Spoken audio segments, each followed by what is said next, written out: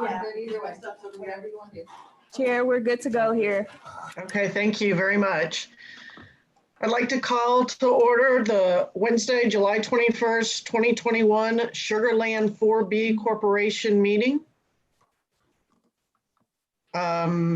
Citizens who desire to address the City Council Board and/or Commission with regard to matters on the agenda will be read and/or received at this time.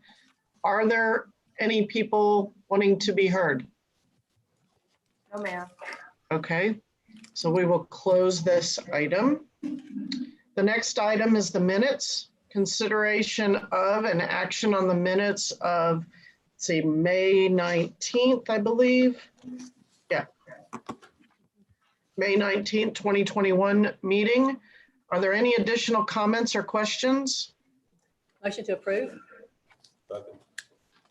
We've had, let's see, I believe that was McCutcheon and Atkinson second, is that correct? Yes. Okay, so now Director Gasani. Approved. Director Kamali. Approved. Director Watley. Approved. Director Saunders. Approved. And Director McCutcheon. Yes, aye. And Atkinson. Aye. And I also approve. The motion carried unanimously.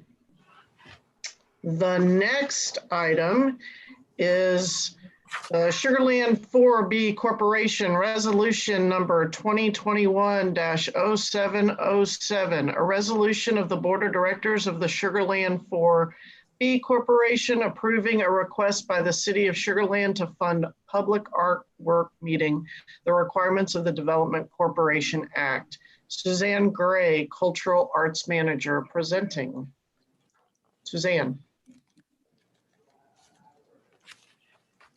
Good afternoon.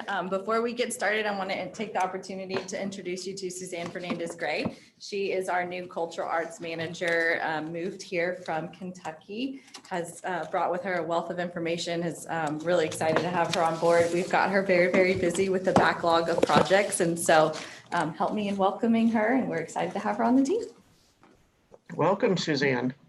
Thank you very much. Let's see. I'm gonna put the mouse first and then. Oops. Oh, well, there were two slides before this one, but we can punt. Normally I would be coming to you with a recommendation on how to use the fiscal year 22 funds. But because of both COVID and a vacancy in my position, there is unspent funding and some projects that have not been realized from 18 through 21. And so this proposal is to address those funds. And then I will return here in early 2022, and then we will talk about the 22 funds. And so the amount remaining from fiscal years 18 through 21 is $652,277. And that is a combination of SL4B and hot funds.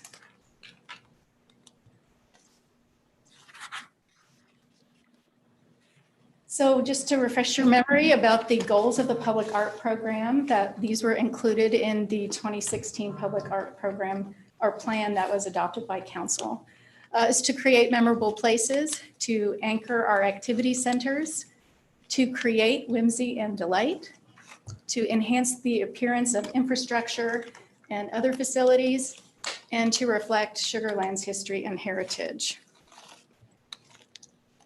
In addition to that, these projects, I had some project selection strategy here, and we're looking to distribute artwork throughout the city. So I would like to see more artwork in neighborhoods and other places, but still that emphasis on high visibility spaces so that the most number of people or the greatest number of people can enjoy the investment the city is making in the arts. To enhance commercial areas with social media friendly artwork. This is the way that a lot of people want to experience art now, is to go and see it themselves, but also to take pictures and share it with friends and family members. And then a variety of small, medium, and large scale projects. So one of the projects that I'm undertaking right now is to create a public art asset map. And so what I'm doing is plotting out on a map where all of the artwork is in the city right now. And that will help inform, as we move forward, where we place artwork. And there are, of course, a number of reasons to place artwork somewhere, some places. There may be certain reasons why we want it in a specific place, but this will help us make sure that we're doing a good job of spreading artwork throughout the city. So one of the things that we are in the process of creating is a pre-qualified artist roster. And so we had a call for artists in March, and it was an international and first national call for artists, and we had over 140 applications. And so while the committee was reviewing the applications for specific projects, I also asked them to review artist qualifications. And so those artists who met a certain standard of qualification and experience are being invited to join our pre-qualified artist roster. And this will save us a lot of time moving forward because we don't have to do the qualification step. And it also saves the city money because there is an expense involved in doing these calls for artists. So the first project, this project originated in fiscal year 19, and it's Lonnie Green Park. And this is an image of this is an artist who submitted some work. And so we were thinking about sculpture, but after visiting there, we may look at some mosaic or doing something with the sidewalk here. There are a number of very old trees there, and we just want to make sure that we're not doing something that would stress the trees in that area. So this is just something we're considering, but we'd like to do something out there. Two bridge enhancements. The Brook Street Bridge project, as you know, is just finished, and it's really lovely. And so, do I need to? Yeah, I need a presentation. Okay. So I would like to do a bridge enhancement in each of the 4 districts. And so on the left is Williams Trace Bridge that cannot be painted without considerable expense. And so we're looking at potentially doing something like having some sort of panels affixed to that. We would do an open call for that. So it would be kind of wide open what we would get. And then the other bridge is the Meadowcroft Bridge. And then with the open call, we would potentially get an artist on board for fiscal 22, and we would do the District 4 bridge enhancement. This next project is called Nectar Nights. This really gets to that social media aspect of it. And we're proposing 3 sculptures of creatures that drink nectar and also flowers that produce nectar. And so these sculptures will be placed in high visibility areas. And they're quite large. The one on the left, these are actual proposals that we got in that call for artists. And the one on the left is 14 feet wide. It's very big. And then also to do a median sculpture, and this would really be informed by that public art asset map that I was speaking of. And it could be in a roundabout or on the side, it could be in the middle. It's just a goal that it would be some sort of a median type sculpture. And then to do more traffic box wraps, those are very popular. We can get maybe 10 to 11 wraps for this price. And so we would like to continue with that because people are really enjoying that.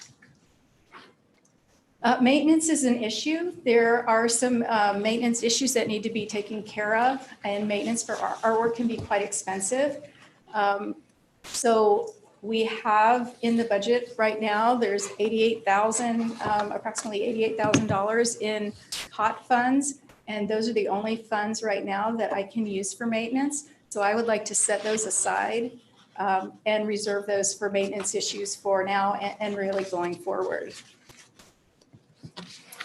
Next steps. So August the 10th, we'll be going to the Parks Board and then to council after that. And so the staff recommendation is that the SL4B board approve resolution number 2021-0707 to approve the request by the city of Sugar Land in the amount of $460,000 to fund public artwork meeting the requirements of the Development Corporation Act. Okay, at this time, I'd like to open the public hearing at 4:10 PM. Receive and hear all persons desiring to be heard on the Sugarland 4B Corporation Resolution number 2021-07. Are there any public members that want to be heard on this? No, ma'am, no one has signed up.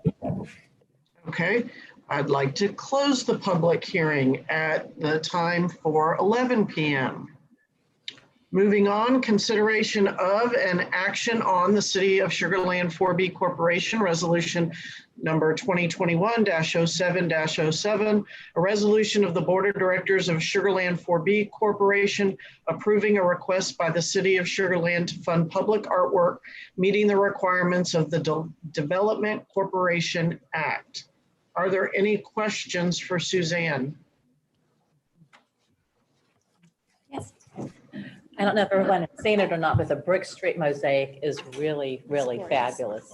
On the Brick Street mosaic, that was like the cover of the meeting. It's along Brick Street. If you haven't had a chance to see that, it is really, really beautiful. It's on Brick Street, just north of Lifetime Fitness on the right side of the road.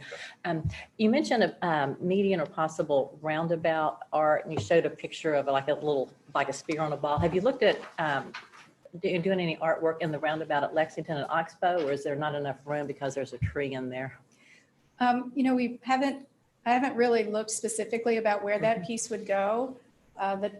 It's really going to be informed by that map that I'm doing when we see like what the distribution of work is. I would really like that to play a part in the site selection for that particular piece. And then once we have a piece, a location, then we'll look at what type of piece might fit best for that location, because there may be, height restrictions or other restrictions for that. But yes, I mean, I'd love to, I'll note that and we'll take a look at it. Okay, so it sounds like the Ditch H Bridge sort of lost out to the following fiscal year then over Meadowcroft then. It is proposed for, or it's being considered for 2022. Mm-hmm. Okay, because that's a really high visibility area and a gateway to our regional activity center, anchored by Smart Financial Center. So would be a really great place to put some sort of a mosaic feature or some sort of art on that, particularly since that's going to be our cultural entertainment destination center. Absolutely. Yeah, yes. But I love the idea of this, and I totally support it. A question. Good presentation, first of all. Thank you very much for the work you are doing, and welcome to Sugarland. Thank you. I too agree with the artwork in the area that you mentioned. It would be good. Now, on the maintenance, I realize you have a fairly small maintenance budget. What type of maintenance do you observe is needed currently in some of these areas? Well, I haven't had a chance to inspect all of the pieces in the city's collection yet, but just my initial thought is that I am seeing some rust on some various sculptures, and that can be quite expensive to take care of. And there may be some other issues, some work that needs to be repainted and things. And so I would like to have a conservator, once I get a better handle on what the situation is, have a conservator come down here and give us an official opinion as well for how much it would be to correct some of the things. All artwork needs maintenance. And unfortunately, it's been a couple of years since things have really been looked at. And so, so this is timely. This is normal that we would have maintenance issues. Good. I presume that when you look at the needed maintenance and you begin the repairs and passage of time, weather, as you mentioned, rust can happen. I presume you'll also evaluate anything that we can learn for future pieces of art and their installation as a part of the maintenance, and that would be taken into account for the money that we're looking at spending for these projects. Yes, absolutely. And one thing I didn't mention is the light project, that bigger light project. That's a 5-year project. And so some of these projects will have sort of end dates. Yeah. And that is because oftentimes, like a light project, the expenses to maintain it beyond a certain date become not worth it. So that is a consideration that we make. Thank you. Mm-hmm. Yes. First of all, I love all these projects. I especially like the light ones with the the flowers. Yeah. What is, I'm just out of curiosity, what is the criteria for picking the spots that you'll place these items? So there are a number of things to look at. Visibility, I would love for there to be visibility, as much visibility as possible, even from passing cars. I have to take safety into consideration, that if we put something attractive like that people will want to get out of their cars and go see, I have to make sure that it's in a location where people can park safely and walk over to the piece. So that would take out like a median or something like that. I couldn't put it there. So that's one other consideration. And then trying to distribute those, into areas that maybe there isn't already a lot of artwork potentially. But that's not the only consideration, because visibility is certainly important on these particular pieces, because I believe that this is something that will draw people from Absolutely. many other regions who will want to come and see this work. Okay, thank you. Any other questions? One other comment.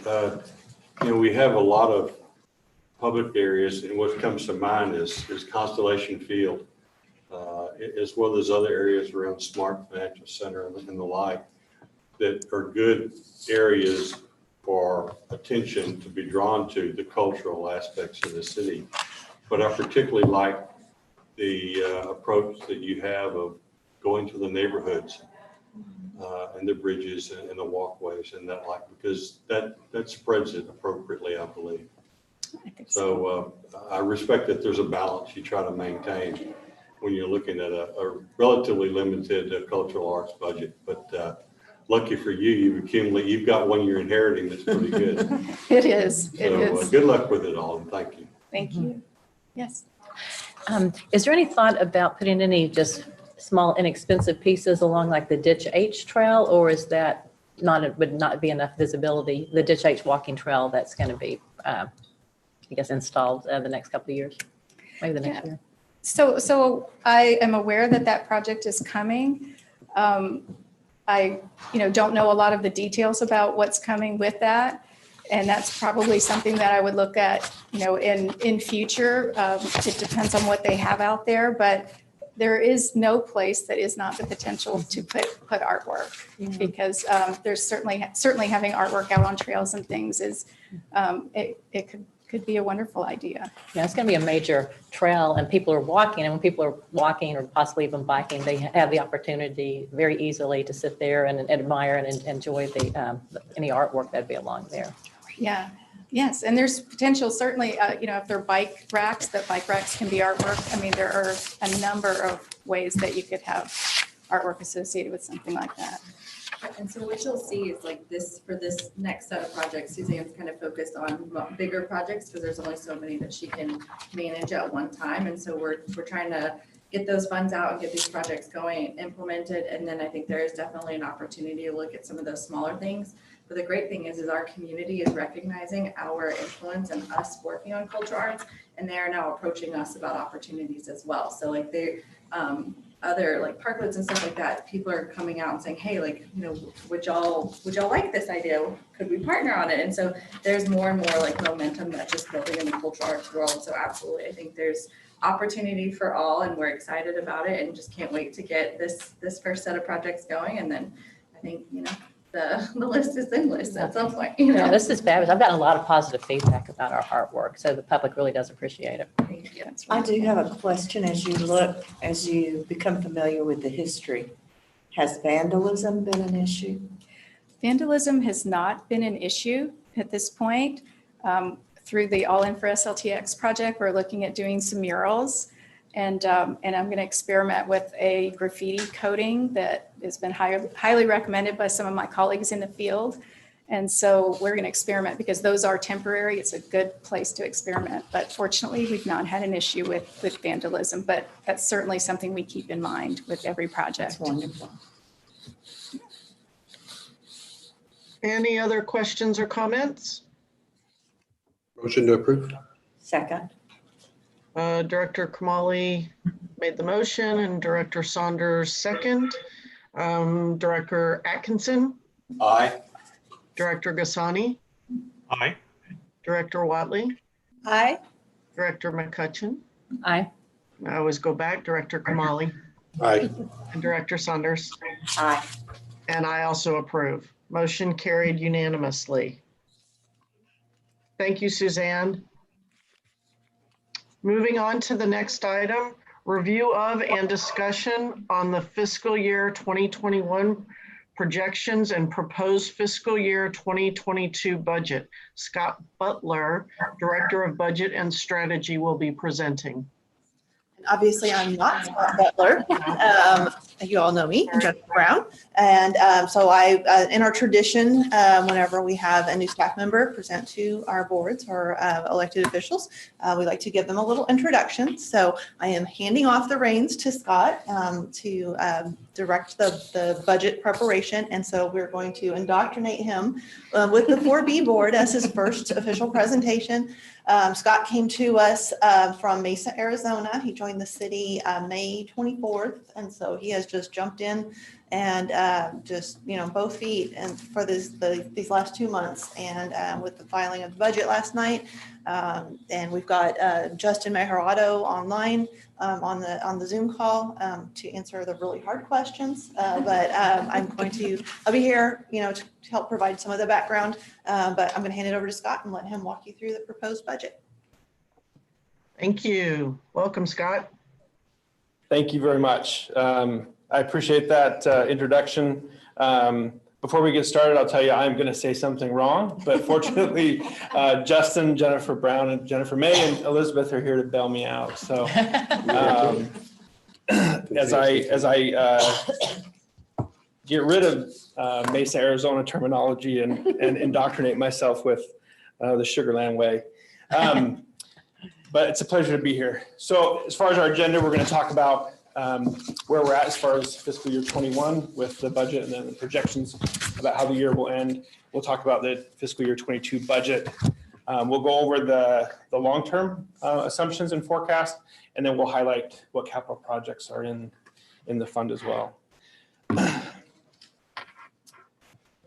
I got to click and then, okay, there we go. So first we're going to touch on revenues. Jennifer May highlighted last night as part of the proposed budget discussion that we are seeing some indications of better performing sales tax numbers. And so that's reflected here in the revenues for fiscal year 21. The downside is that the interest rates on investments is down, but it's a relatively minor impact. So we're projected to come in on the revenue side above what our original budget was. On the expenditure side, the things I'll highlight here is the incentives. First, the original budget contained incentives for the First Colony Mall improvements. That was a performance-based incentive. Unfortunately, I think you skipped forward. Did I really? I'm sorry. Oh, Hit back. hit back. One more time. Okay. One more time. You're hitting like the left arrow, the left. Let's see. Hold on. It is harder than it looks. How are we doing? There. Okay. There you go. Yes.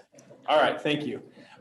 So included in the incentives was the First Colony Mall performance-based reimbursement. Unfortunately, they didn't reach the threshold for it. So it'll remain as part of the budget. As far as the reserve for opportunities, there were several that were included here. The first one is a $2.5 million, the first payment for improvements at Constellation Field as part of the agreement with the Astros. There is $1.4 million that was allocated for all-in SLTX initiatives. And then there is $1 million that was allocated to the capital repair fund, again, for Constellation Field as part of that agreement. So here we see the net effect, and essentially we're coming $2.5 million over the policy, so it's a strong indication based on the sales tax revenue that's different there. Any questions about the current year before I go on to the? Did I hit something? Or did it freeze? Okay.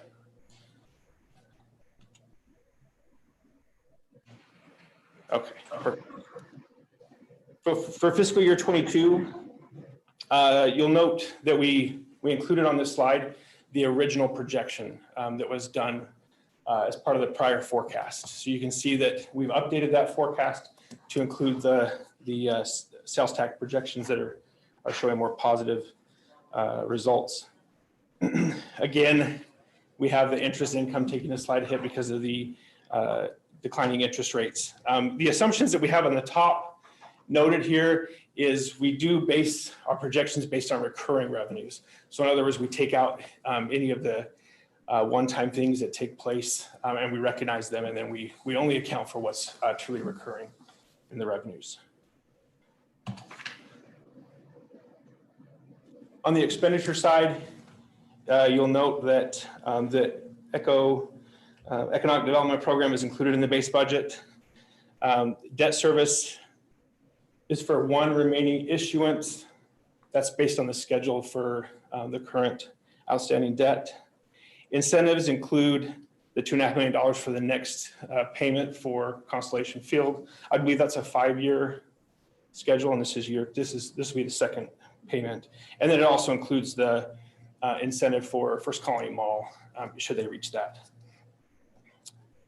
Capital projects, I have a slide that will go over the specifics for what's included in those projects.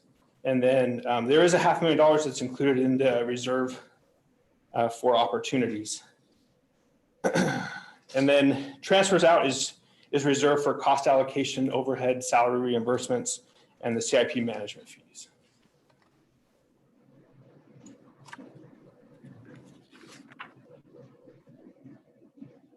Here's a summary for fiscal year 22 based on those revenues and expenditures. It shows that we'll finish the year projected over policy of 1.38.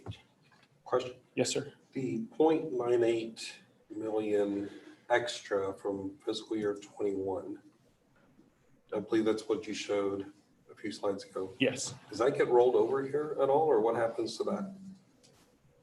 I believe that gets rolled over. That becomes part of the fund balance. Or part of the beginning fund balance? So is it part of the beginning? Yes, it gets rolled over into the, That 6.85 is inclusive of the 0.96 or 0.98? reflects the 0.98, yes. Perfect.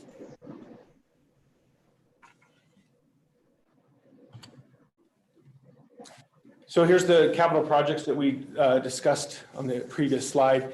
The specific items here. I don't know that I'll spend a lot of time on them, but Elizabeth, if we need to highlight anything on these projects, I think you're familiar with them. There's nothing significantly new here other than Oligarch 250 joint CIP, same as it has been in years past. Landscape has been pretty consistent. And we've got the Old Imperial Farm Cemetery is just the PER to investigate what we could do out there, some design, and then a little bit of work to help supplement University Boulevard finding. So that's not the work to be done, that's just to see what. So we're gonna spend $150,000 to see what needs to be done at the cemetery? Actually, there is, I believe, some work that will be done within that funding. There was an email chain going back and forth between engineering and parks, and I do believe that that 150 does include some improvements to what's already there. But they haven't been fully identified yet. Yeah. My understanding. So I know we wanted to do this in 22. Does this include the completion of the project at the cemetery for 22? It's just a beginning. A lot of money, I mean, a lot of money to be spent, and we don't know what we're getting. I think it's still being scoped out, and so we'll be able to, I mean, this is literally for, at this point, since we're early in the budget process, we wanted to make sure there was at least a placeholder in there. And so, but we can, when we bring the budget back for approval, I think we'll have more of an idea of what exactly the scope of this will be. And 4B will approve it before it happens. You would, yes, sir, anyway. you'll have to do a funding resolution. Okay, perfect. Thanks, Jennifer.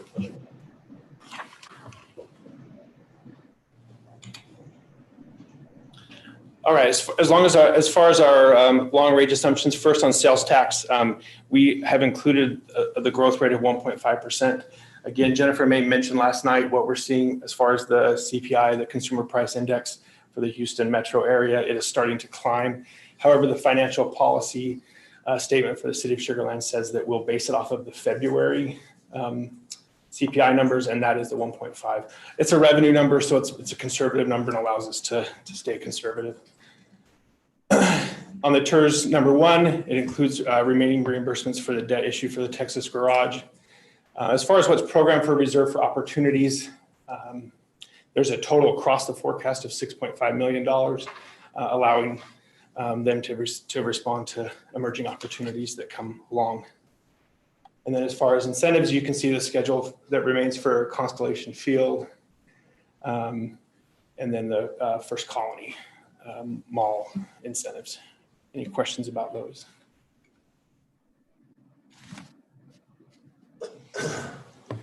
This is just a quick look at the 5-year forecast. I'll note, the only thing that I'll note here is just a quick comment on the bond coverage ratio. It is based on this sales tax numbers with interest income divided by the next year debt service. And so you can see that we have a good bond coverage ratio throughout the forecast period to meet those needs. Any questions about the long-term forecast? Is the decrease in 24 a normalization because of the extras that we have in 22 and projected in 23? Yes. Justin may want to jump in here because I think I may have missed. $1.5 million decrease year over year seems really high. So, and I understand it's a forecast. no, and if Beginning fund balance. if I'm correct, FY24 we have a setback to the fiscal year 19 numbers that keeps us from compounding forecast issues where if the numbers are too high in the current year, it allows us to reset to a more reasonable year. And fiscal year 19 is a reasonable base prior to the pandemic, I believe. So any other comment, Jennifer? No, I'm just trying to follow the question, sorry. Yeah, the question is, there is an intentional drawdown of fund balance over the life of,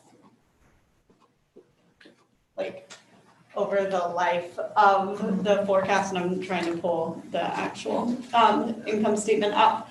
But you can see, we're actually improving on net income over time. We're intentionally drawing down. A lot of that's going to be where we've taken money and put it into the reserve for opportunities, as well as there's a larger capital project in FY23, which It's there's a funding for a roadway project in 23 at $2 million. We've got 2.9 million in capital projects identified from in fiscal year 23 that would be drawing down the fund balance to fund those. And then we also have our continued contributions under the Astros agreements. So if y'all remember that, a lot of that is coming from the savings from the refunding that we did in the beginning of 2020, fiscal year 20, from the Constellation Field issue. And so we have a lot of capacity that's built up, but over that time, we're utilizing a lot of the reserve for opportunities funds that had been set aside. And so this is reflecting the drawdown of those funds over time to pay out those agreements, as well as to fund the capital projects that are being identified. Yeah, but it's the drawdown in 23 for the alternative to the Brazos River turnaround that is contemplated to go be kind of solved through the University of Houston campus. And so, for instance, you're averaging, so we just talked about $1 million in capital projects for 22, then it jumps to 2.9 in 23. And so that's going to be a part of why 23 has the largest deficit, if you will, of net income of the drawdown of fund balance that you're then picking up, which you may be the first person who's ever you've stumped us because you've asked it in terms of beginning fund balance, and that is not a number. We typically look at more of where we are used to getting it on the ending fund balance. I like to know how much money is in the bank. Right, absolutely. We're just used That's what I look at on a people daily asking basis. about the ending, so it took us a second to figure out, but yeah, it's the drawdown for There's $1 million in reserve for opportunities And then as the well. 2 million in for fiscal the year roadway for 23. U of H. Yeah, so essentially you're like, you've got anywhere from 650,000 to $1 million in just kind of your standing capital projects for the 4B corporation. And then you're, loading in that 2 million for the turnaround alternative. So standard 4B would be about that 4.12 million in 24. Yeah, I mean, eventually, I think you will For the see, beginning balance. for the beginning. Yeah, it's about 4 million. Yeah, on the beginning, and I'm also used to looking at the ending because of taking out the debt service reserve Yeah. and those, so, but yeah. Good deal. I like Good the questions. Hey, No, it's they're good. questions, I like things. Sorry, I heard the word revenue and all of a sudden, so anyway, sorry. Okay, this next just shows the actual schedule for the CIP. You can see that the first 3 amounts are something that's reoccurring every year. The other ones are individual projects based on those timelines. So I think with that, that's all I have. Is there any other questions or follow-up items?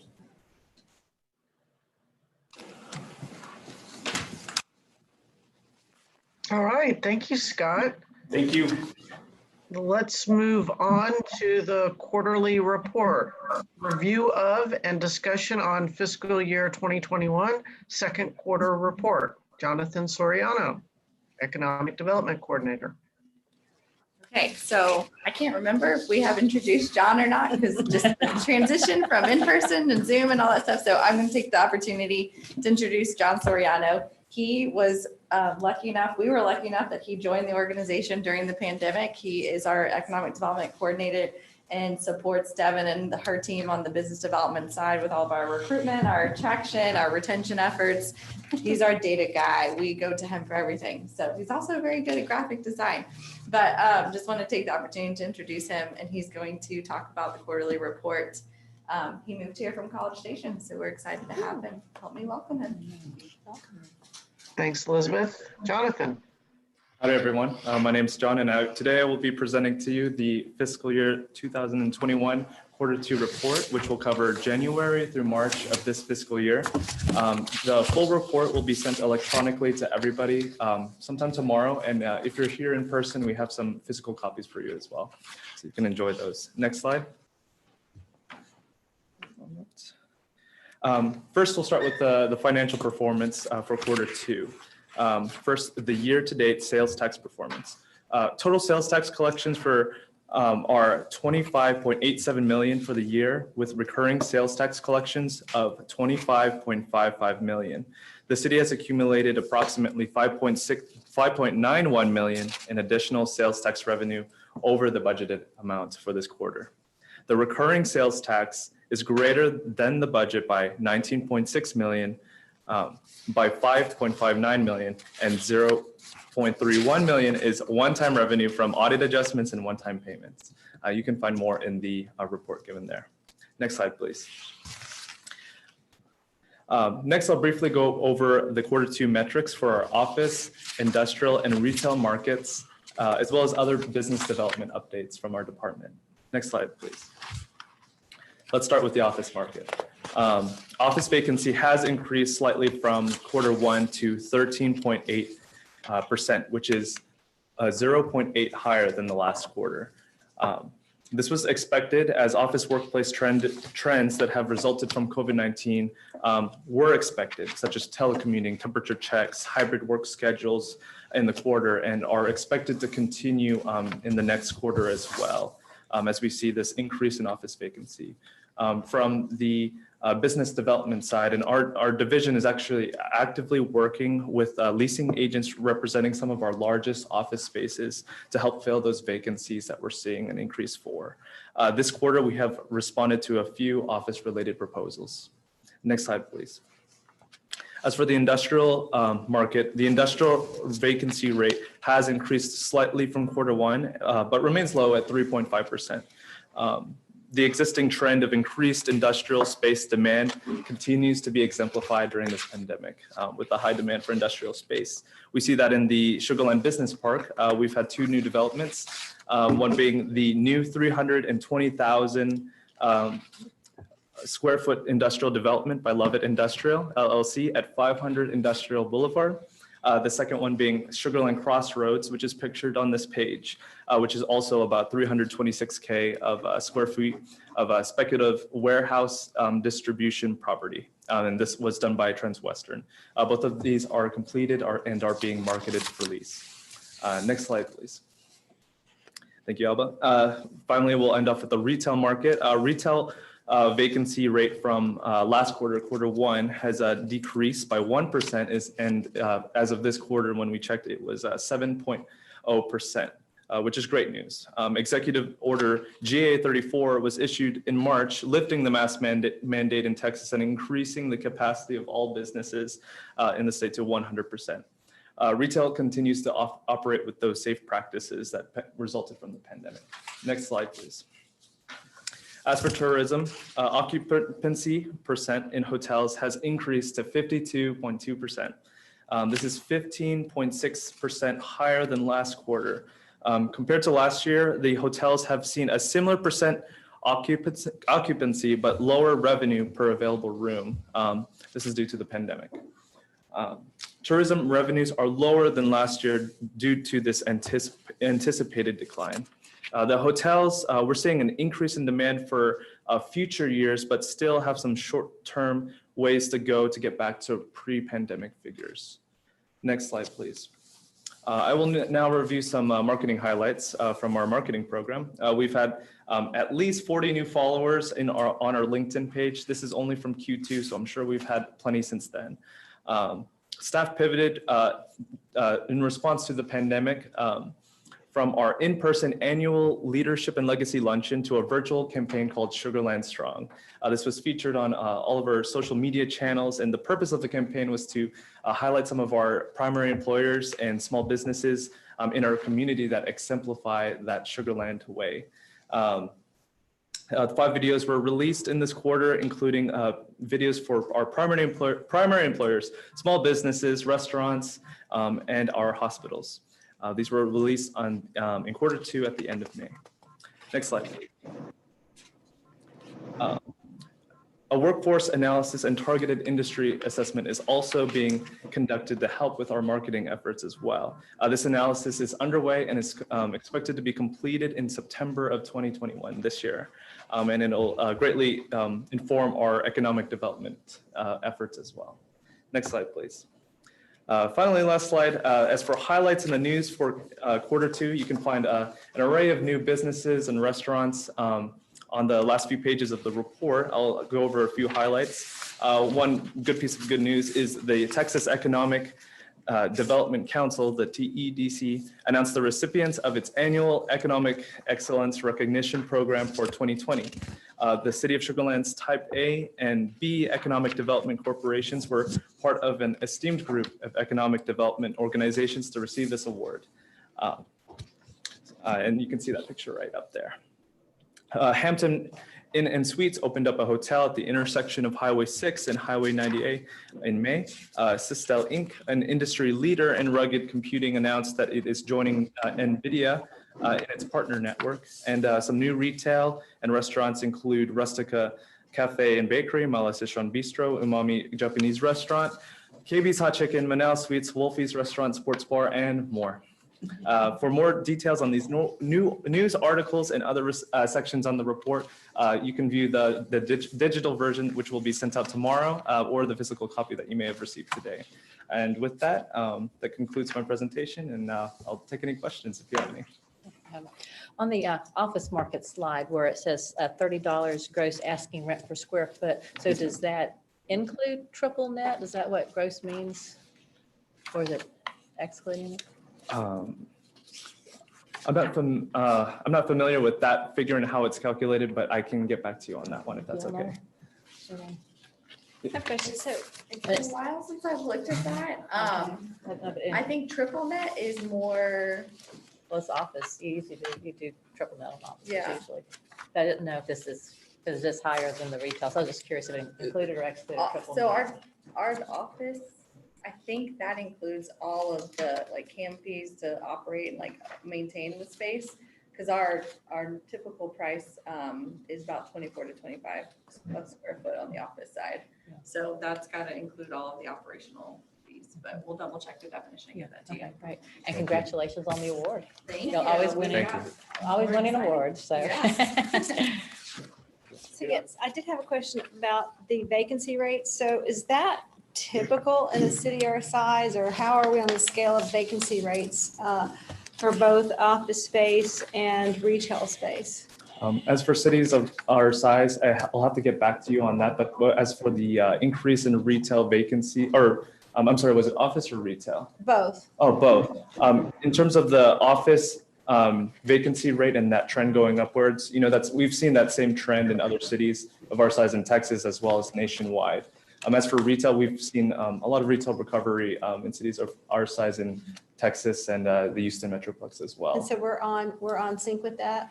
In my opinion, yes. And you might have. We are. So, I mean, what you'll see compared to other suburban markets around Houston, like we're a victim of being in the Houston market and energy capital of the world. And so our office vacancy is really low compared to the rest of the metro and like the Woodlands and other areas. What I will tell you is that caveat next quarterly report, our office vacancy is going to jump up a good bit. And so that's just due to the pandemic and the impacts. United Healthcare has moved out of the Sugar Creek on the Lake building, which opened up about 120,000 square feet of office space. Does that include Minute Maid as well? The vacancy, the Minute Maid is included in this one, Minute Maid, and so that United space will be included in the next quarter. It's significant, but for us, it's a great opportunity. We have really lacked in being able to respond to office leads because we don't have any large contiguous office space options. So for us, we see it as an opportunity.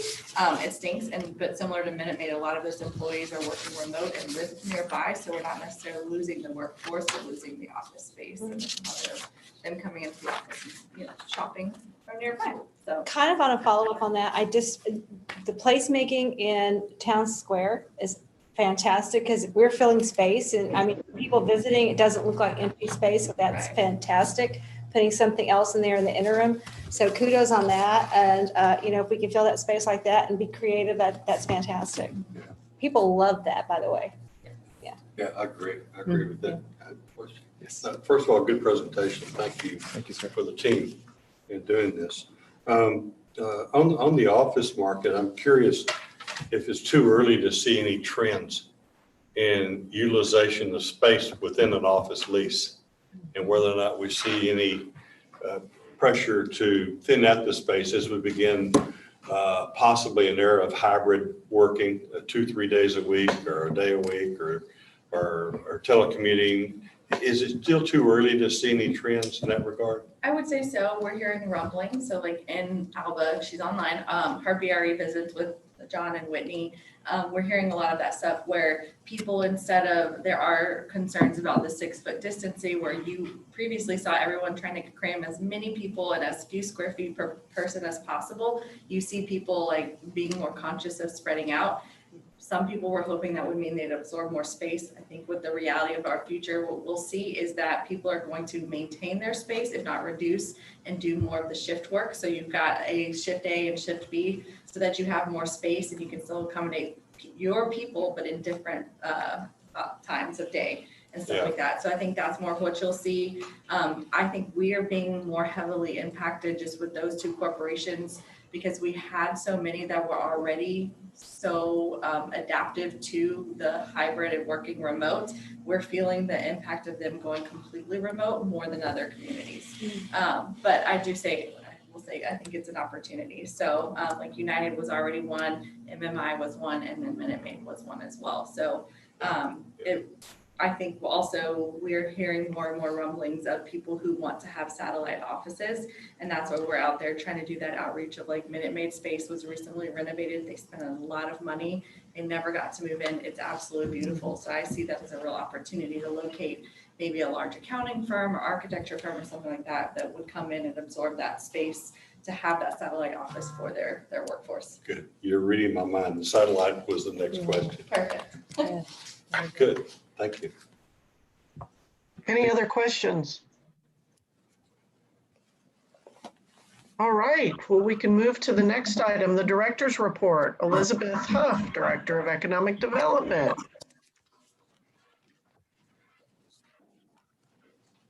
All right, I'll make this quick. So I was gonna touch on the office, but y'all beat me to it. So our lead generation is up. Industrial stayed pretty busy throughout the pandemic. That never really waned. But on the office and the retail side, we're definitely seeing a lot more activation and a lot more interest and questions. And even more so on more of a unique kind of entertainment type focused events and companies. We're going to start traveling again. Our missions are getting reignited. So I've got one scheduled in September to go to Chicago, doing outreach to our site selectors, the developers, the brokers, and corporate end users as well. So we're really excited to kind of see that face-to-face interaction get picked back up. And then the most exciting news for last, John got a second parklet agreement signed yesterday. So we're super excited to announce that. It's going to be at Kensington Plaza on Lakeside. So these guys, they have put so much work Give into credit where this. credit's due. Yep. So, and thank you. I've got another one. I was told they Let's were go. not contacted. I had given another, there's a new shopping center on Highway 6 in Voss being built. Okay. Yep. It's opening in August, but Mhm. the owner just told me last weekend, no one's contacted him. Okay. I said, I don't I'll know that we've gotten that one yet. Okay. But yes, I'll so give you the super number. excited that we got the agreement. So now the design will get started and we'll let you know once construction has begun on both of them and we're planning some celebration activities. So And excited what was about that again? I missed oh, it. it's the Kensington Plaza at Lakeside where the Blaze Pizza is, And where's the first parklet? where the Just Go supermarket is. Okay. And that's all I've in got. Stewart's area. Okay, how's Sweet Cast coming? I'm not allowed to answer questions. Yes, or yes. reports. Okay, that's So if right. you do have specific questions that you would like for us to answer, just email John and we'll get them responded to. Okay. Thank you. Thanks, Elizabeth. And again, thanks to all of the new people, Suzanne and Scott and Jonathan. Welcome to the Sugarland 4B Development Corporation and the team. So thanks again for all the presentations. Do I have a motion to close the meeting? Motion to adjourn. Motion? All right, thank you. Thank you, everyone. We're closing the meeting at 4:52 p.m. Everybody have a nice rest of your week. Okay.